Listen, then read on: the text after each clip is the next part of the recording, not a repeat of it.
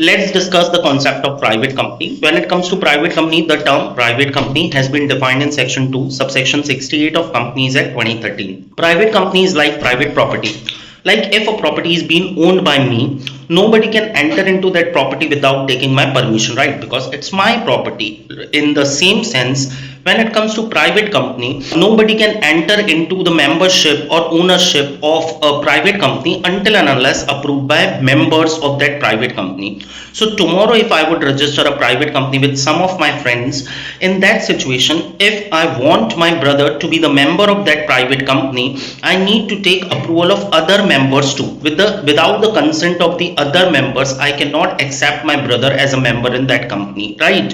So when it comes to private company, see over here in India, government is working over ease of doing business. So as of now, there is no minimum paid up share capital required to have a private company. You can start private company with any amount of paid up capital. It may be 1,000, it may be 10,000. It doesn't matter. Earlier in 2015, the minimum paid up share capital required for private company was 1 lakh. Further, I would say that there are certain internal restrictions in a private company, like shares in a private company is not freely transferable.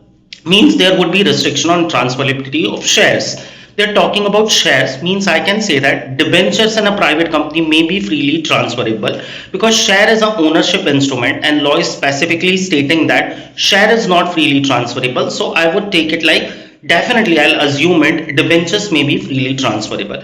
See, they are talking about restriction on transferability of shares. They are not talking about prohibition on transferability of share. So I cannot say that shares in a private company are not at all transferable. They are transferable with a restriction, and the restriction is only if tomorrow I want to take an exit from a private company as a member, I'm not willing to continue in a private company, I cannot freely transfer it to my friend, to my brother, or to any other person.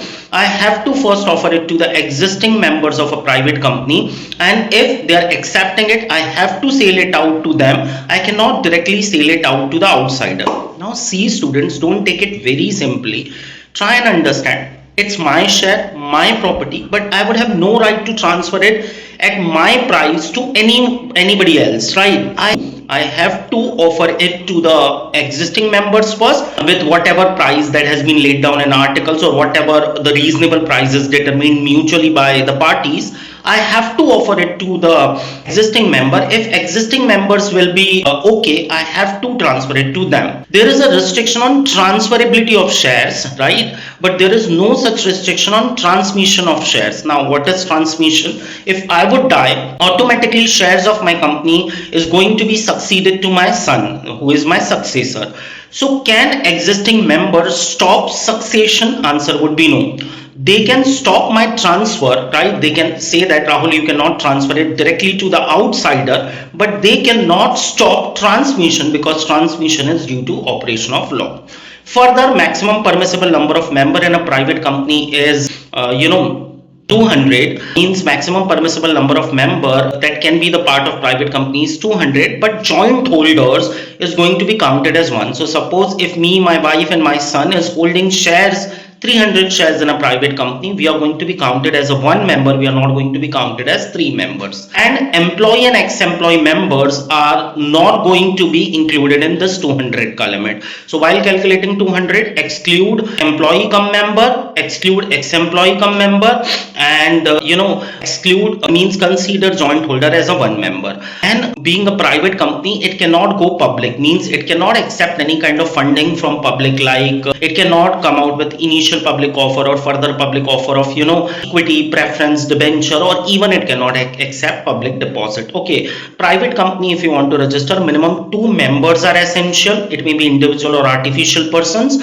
and 2 minimum directors are required who must be individual. And every private company, if limited by shares or limited by guarantee, has to put behind its name the term private limited. Got my point? So I have tried to convert the theoretical concept in more practicable and understandable concepts. Hope you like the video. Please do like, share and subscribe. Thank you so much.